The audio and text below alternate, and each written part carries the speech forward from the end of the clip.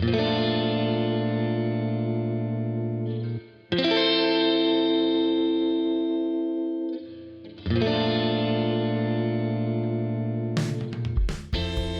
there, I'm Danielle from Finelight Media, and this is the Inspiring Industries podcast, where we discuss our conversations with leaders from industries across the globe.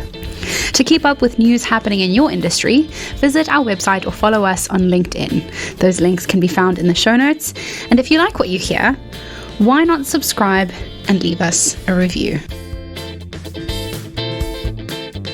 Here's what you can expect in this episode. We've twice been awarded the Queen's Award for Enterprise, which is obviously one of the highest accolades in business. Your new headquarters and distribution centre, how exactly was it inspired by the Tate model? Being a creative business, there's always that kind of culture of coming up with something new. Growing up, I never wanted to be the best girl on the team. I just wanted to be the best player. You know, some of these things in a state that people have been afraid to do before, and we're not afraid. We are jumping into 2023 with some feminine inspiration. And in this episode, we are joined by Felicity Mould, the Director of People, Culture and Communication at Romo, as well as Rachel Cope, the founder of 84 Hospitality. I think this episode is particularly compelling because the question of whether opportunities for women in the industry are still available, I don't think is the crux of the issue. It's whether or not women are able to secure those opportunities for themselves. And it is so powerful to see these two women have successfully done just that. In Felicity's case, Romo is the pride and joy of the Mould family and celebrates 120 years in the industry of luxury textiles. She sits down with our very own Steve Dobinson to discuss how inspiration is harnessed to bring out the best in the company's products as well as its people.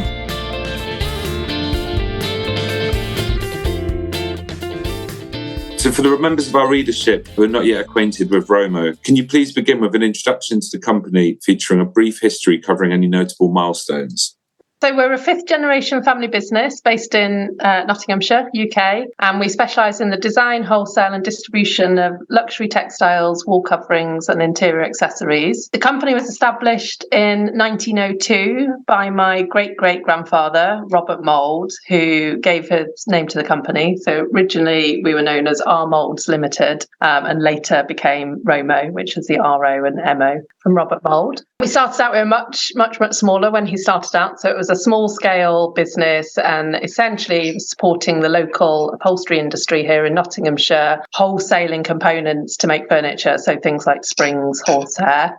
Fabric then gradually became more and more important, and eventually it became the main focus of the business. When my father and his brothers took over, which was in the 1970s, we were still selling, and we were still fairly local, and still selling upholstery components, including things like foam and fixings. But fabric was the main part of the business.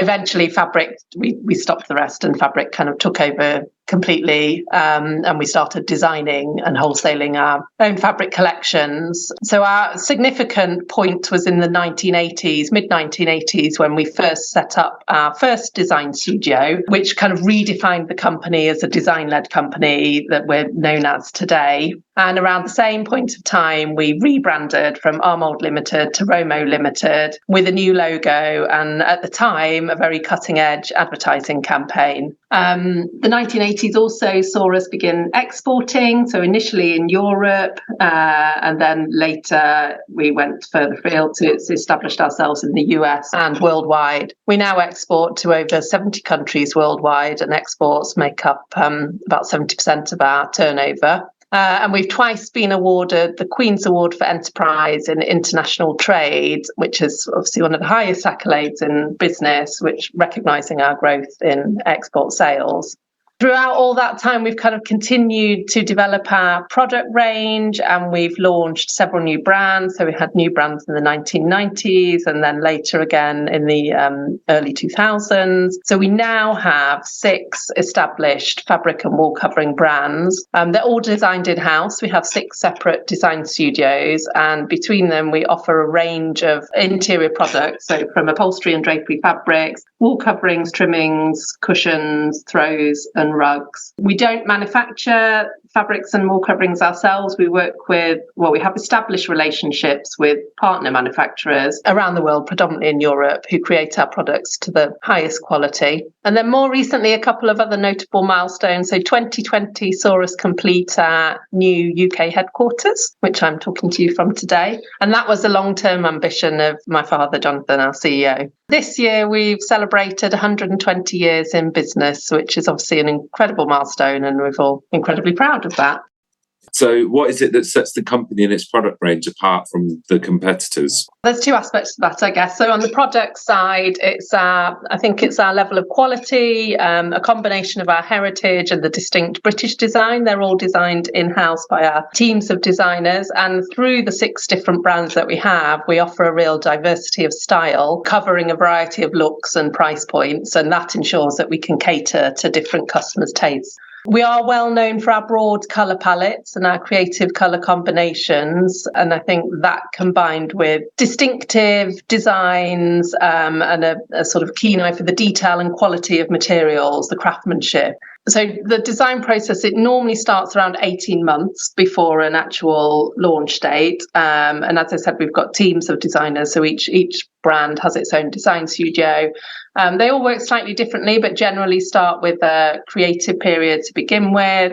Either they'll go out and find inspiration, visiting museums, exhibitions, nature, different types of research. But then they begin the real creative process, starting with sketches, drawings, playing with different textures and materials. So several of the studios have their own kind of art room where they can do that and be quite playful and experimenting. And then they have quite a rich body of artwork, which will then get translated into designs. And that's where we then switch to using computer system generally to then develop those designs, develop the colorways. We then partner with our manufacturing partners. So they'll carefully select who to work with for particular designs, depending on the specialism and what type of fabric or wool covering they want to end up with. And we go through quite a long period of trial and error there, a development period where the manufacturers will be trialing the designs, sending them back to us.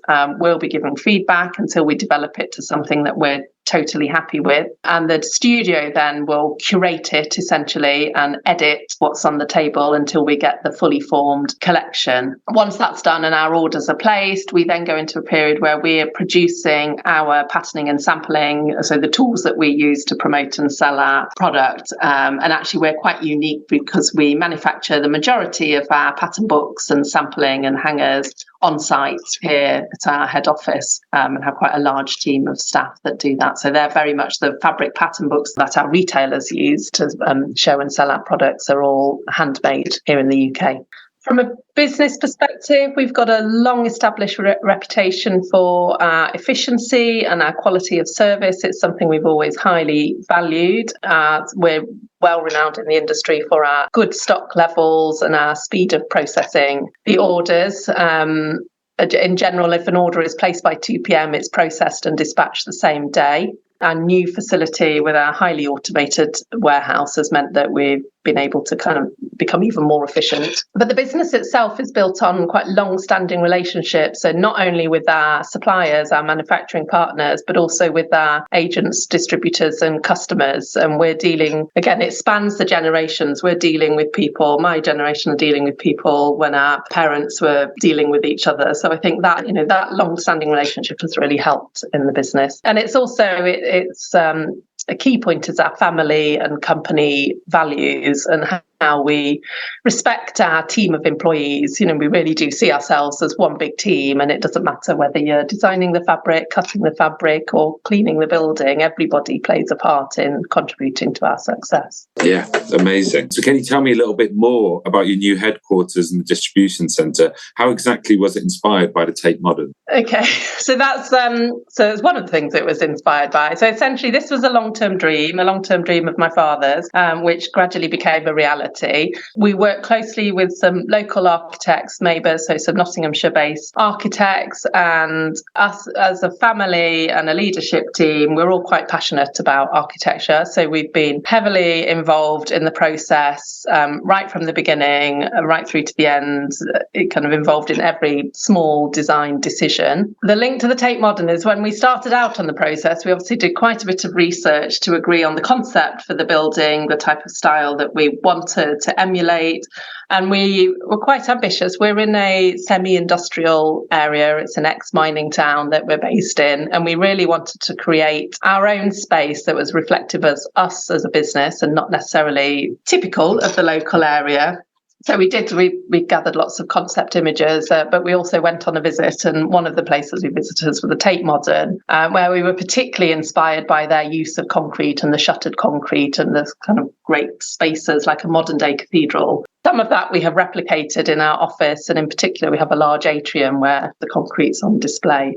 But the main purpose of the building itself was not only had we outgrown our existing premises, but we were also on 4 different sites. And we really wanted to unite all aspects of the business and bring them together in one very inspiring place. So a place that, inspiring place for our staff to work, and a building that we could be proud of and that reflected the company that we'd become.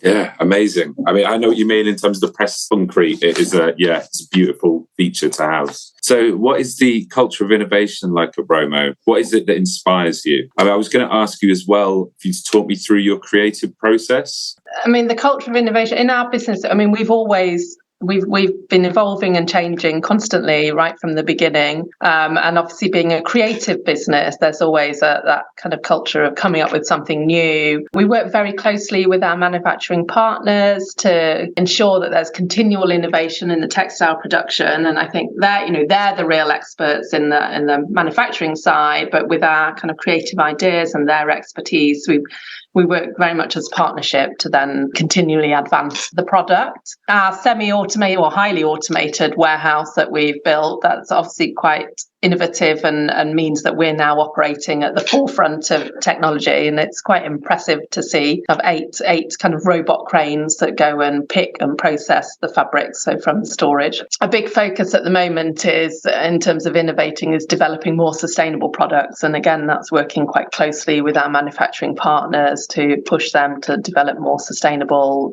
yarns and look at how things can be recycled and repurposed within the textile industry. In terms of what's inspiring, I think it's different for different people. Obviously, we've got a lot of creative people within the business who are inspired by the world around them and what they see. And it's great being surrounded by that creativity. There's always something exciting happening. Me personally, it's the people that I meet either within the business or in the wider industry. And I'm very lucky to work in such a nice industry. And there's so many talented individuals and genuinely nice people at every level. Yeah, great. So what do you see to be the tangible effects of the business's family-owned status? How does it feel to be 120 years old? Well, I have a good face cream, as you can see. That felt a lot more personal saying it out loud than I wrote it. I think for us, it's meant, the fact that we're a family business and that it's passed and survived through 5 generations of our family, a lot of that is because we've retained the ethos of that family business feel, even though we've grown. So we now employ over 400 staff, majority in the UK, but we do have staff in America and Europe as well. And it's really important to us that we remain friendly, approachable, down to earth, and recognise the value of our employees. I think also as family members, we're very much present. We're all working in the business. We're hands-on and involved in the day-to-day running of the business, as well as the crucial decision making. So we have a good personal relationship with our staff, and between us daily contact with most of the departments. And in turn, that's brought longevity and loyalty from our employees. So we have a very talented, loyal and dedicated workforce, and many of which have been with us for a long time also, and they've grown within the business and developed their own careers. I think the majority of our staff have been with us for more than 15 years, and around 10% have been with us for over 25 years. And that brings a lot of experience within the business. So it means that, we're a business full of experts. Textiles is quite a unique and complex industry, but we have a lot of knowledge within our team. And it's that collective knowledge that makes us kind of continue our success. Lovely. So I suppose we kind of touched on it a bit, but how important is the people side of the business? And how do you create a successful company culture and keep staff motivated? Well, for us as a family business, for all the family, it's incredibly important. And me in particular, as Director of People, Culture and Communications, it's something I'm passionate about personally and have taken on the responsibility on the behalf of the family to protect and develop that culture as we continue to grow. How we do that, so there's a series of things. As I said, it's kind of being personally involved and in touch and making sure that we remain approachable to our teams. But we have a number of initiatives, again, to kind of focus on employee development. So currently looking at a range of training opportunities so that employees can kind of develop and learn new skills, progress their careers within our business, and encourage them to achieve their goals and find enrichment and fulfillment at work. We've also seen this year in particular over a number of initiatives that help reinforce the kind of family ethos and culture that we value so highly in the business. So we had our first Family Fun Day back in the summer, which was fantastic. Had a fun fair and invited we had almost 1,000 people, all the staff bringing kind of friends and family. We've also been personally conducting tours of the business for every employee, whether they've been with us for 2 weeks or 40 years, ensuring that they sort of know the ins and outs of the business. And we have a lot of ongoing charity and community work, which our staff are very passionate about, helps them feel motivated. And any kind of staff fundraising initiatives, we're generally quite keen to support those as well. And I think that all helps in creating that sort of robust culture. No, that sounds great. So looking further ahead, where do you see Romo in 3 to 5 years' time? Well, we're very proud of our heritage. Obviously, we've got a long history, but actually the future is what matters most to us. And as a younger, newer generation of leadership, that kind of focus on the future and continued steady growth is what we're aiming for. And, we intend to do that by maintaining our excellent standards of design and service and continuing to prioritise the welfare of our staff and taking steps towards a more sustainable way of working. Myself and my siblings, so Emily and Jordan, we've recently, over the last year, been taking on wider responsibilities across the business, which will gradually allow our father, Jonathan, to gradually step back as he works towards his retirement. He's not got a fixed date in mind yet, but he's, in his words, he's not getting any younger. So he's certainly think about it. And our new roles have very much aligned with our individual passions and strengths. So for us, as well as this fantastic facility that we've got, that all provides the right framework for future growth. Is there anything else that you'd like to add?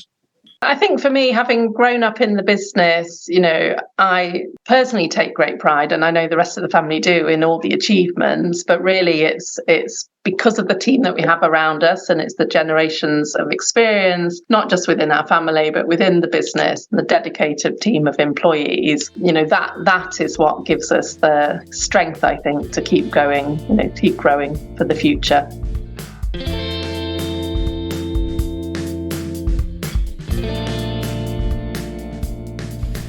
And may that expertise for Romo continue for many, many years to come. A standout for me that we heard from Felicity was how the business is structured around relationships. And 84 Hospitality runs pretty congruent to that ethos as well. The founder, Rachel Cope, shares that her business is geared to championing education and the LGBTQ plus community, which is why the business has become so relatable to those around her. In her conversation with Finelight's Alex Cesare, she highlights how growing people helps grow the company.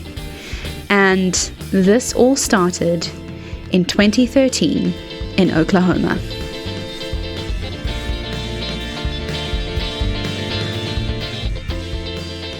First off, just the name is the year I was born, so 1984. After kind of thinking for clever names for way too long, I finally just kept it simple and went with that. I thought it showed the youthfulness of our group and was easy to connect to not only myself, but some other members of our team who are similar in age. Our first restaurant was in 2013, and then we opened 2 more in 2016. And when we were opening the second and third restaurants, it became very apparent to me that we needed to have a group to not only oversee the operations of the stores from a higher level, but also for the public to be able to connect our stores together and understand if they went to restaurant number 1 and had a wonderful time, if they knew that 2 and 3 were the same ownership, that potentially they would feel like they were going to have a similar experience. The last part about having a group that I think is so important is really as a recruitment tool. And it's kind of for a similar reason. If they've worked at one of our other stores or have heard good things about a store, it's easier for them to connect the dots with the group name as a whole. So that's one of the reasons that we had decided to start the group. And that was in 2016. And really our focus has been and continues to be great community partners and to help grow our staff at the store level, at the hospitality group level, and also to continue to try to gently push our state and city forward as far as creating concepts that push the envelope a little bit, that bring things we've seen, on the East West Coast or overseas and say, why don't we have that? Why can't we do that? And take those and kind of make them a little more approachable for our clientele. The next question is quite simple, but an important one. It's, how the company is setting itself and its restaurants apart from the competition. So did you just want to, as well, maybe give some examples of how you are pushing the envelope, so to speak, and, standing out from the crowd? When our first restaurant opened in 2013, our focus was late night dining. It was something that was not really an option here in Oklahoma City. And former server, bartender, manager myself, who sometimes didn't get off work until 11 p.m. It was pretty frustrating to not be able to go sit down and kind of decompress and have a meal somewhere that wasn't a bar or a fast food meal, And so really our hours of operation for that first store were all the way till 2 a.m. every night of the week. We were serving slices of pizza till the end. And I think that kind of helped set the tone that, we were building things for our friends who are also in the industry. That was always something that we had in mind that we continue to think about now. And I think that that's given us a pretty good reputation in town. And as far as being allies of servers and bartenders, because we are them, we've been them. And the other thing I think that sets us apart is that we are, I think that we're the most, I don't want to say community driven because I don't want to demean what some of the other groups are doing, but we are constantly being involved, whether that's, the first restaurant group to be a headlining sponsor for Gay Pride or, some of these things in a state that people have been afraid to do before. And we're not afraid.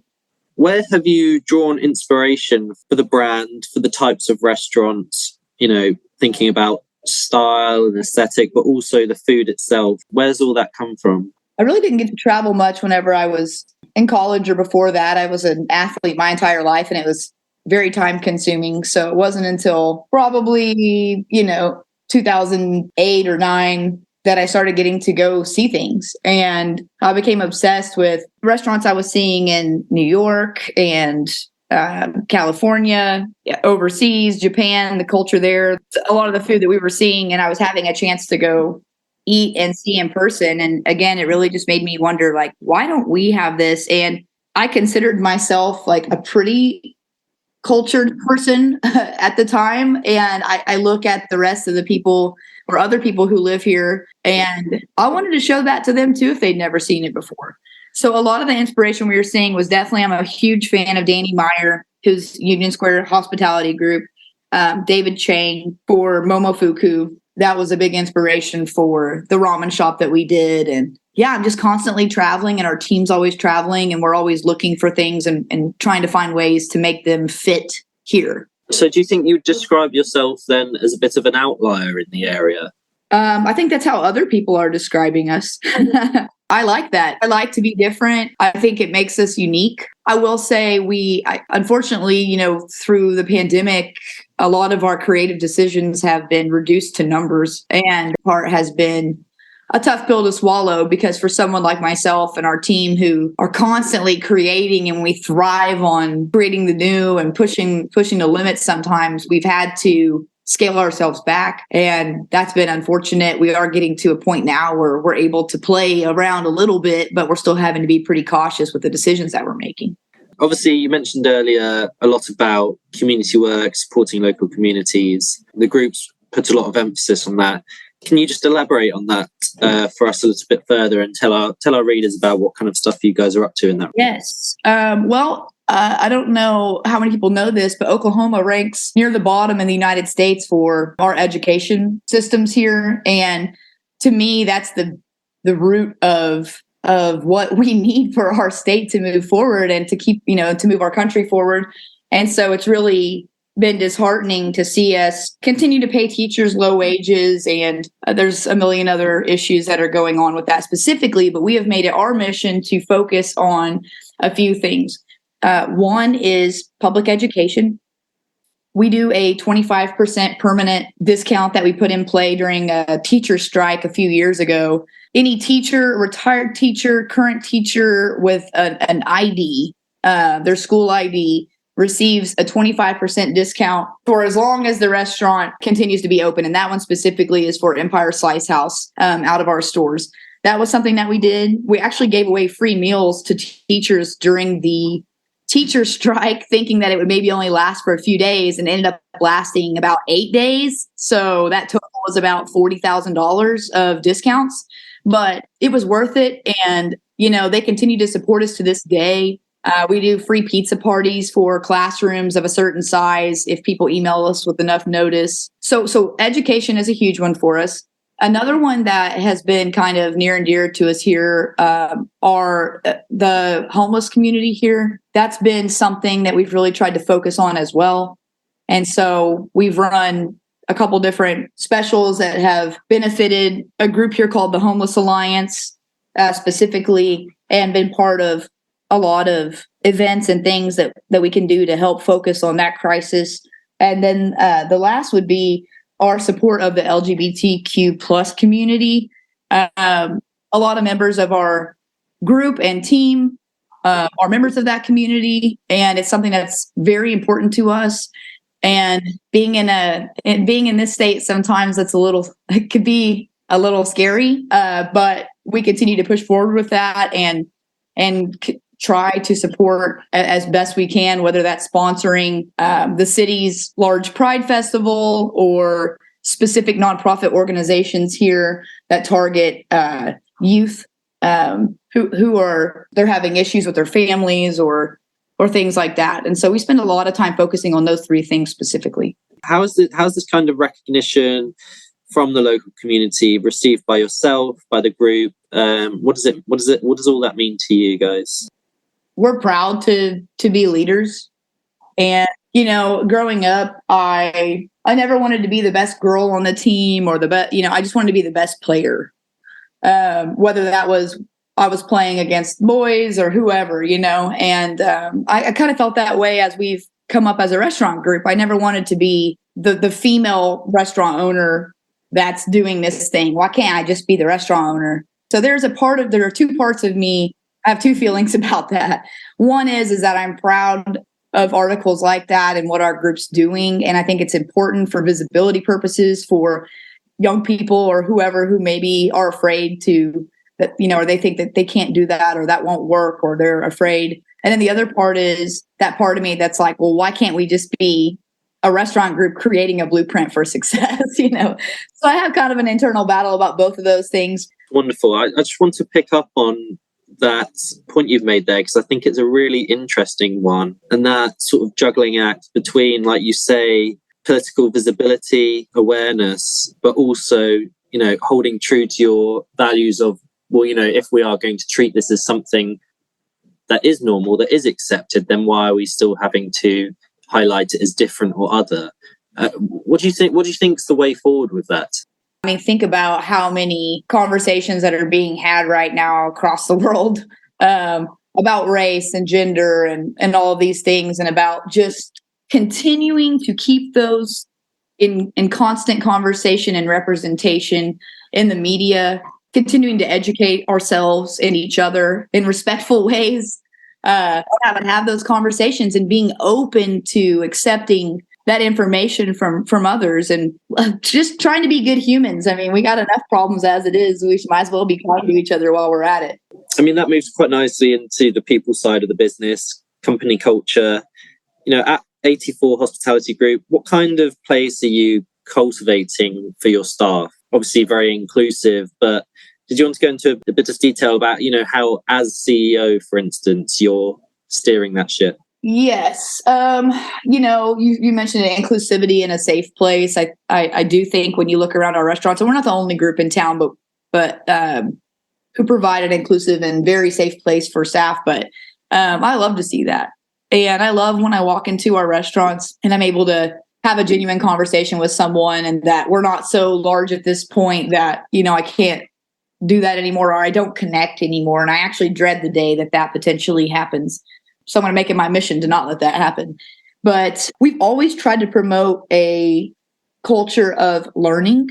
We provide a lot of opportunities for people to grow, and whether that's, classes that we're providing. A couple of years ago, pre-pandemic, we were setting up Spanish classes and also English classes, because those are the two languages that we're speaking in our restaurants, and it continues to be sort of an issue communication-wise, which affects operations sometimes. And it's just a barrier for some of our staff to, move forward in their own lives and grow in their own lives. And so that was something that we focused on pre-pandemic. But we also started talking to our staff about things like, how do you manage your finances and things like that? Because when we were younger, no one told us that. All we got told were credit cards are bad.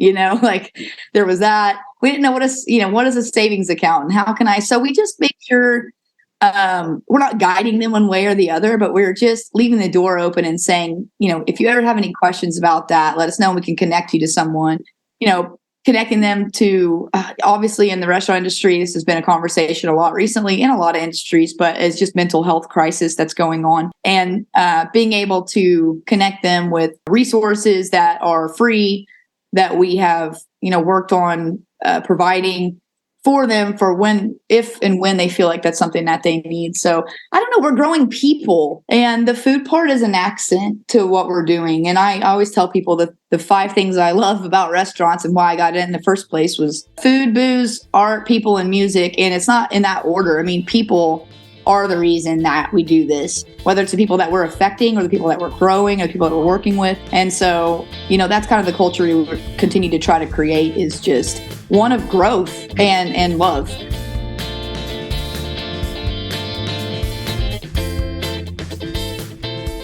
Rachel's thoughts on how being defined by her femininity shouldn't qualify her title absolutely resonates with me. I think far too often the industry hyperbolizes women in power when it should be the norm. We should be at the stage where binary and stereotypical roles are of the past. So for me, these interviews were so refreshing for the reason that both Felicity and Rachel demonstrate. Opportunities for women are there. We just need to take them. Or maybe that's just the perspective of an idealist. So when it comes to women in leadership and whether opportunities to lead are actually easily available, why not let us know what you think? Leave a review, drop a comment. We'd love to know your thoughts. I'd like to extend a massive shout out to both Felicity and Rachel for joining us, and to our Steve and Alex for asking some pretty pertinent questions on how industry can continue to inspire leaders and aspiring leaders around the world. If you want to stay on top of news in the industry, head over to our website or find us on LinkedIn. Links are both in the description. Thanks for listening, and we'll see you next time.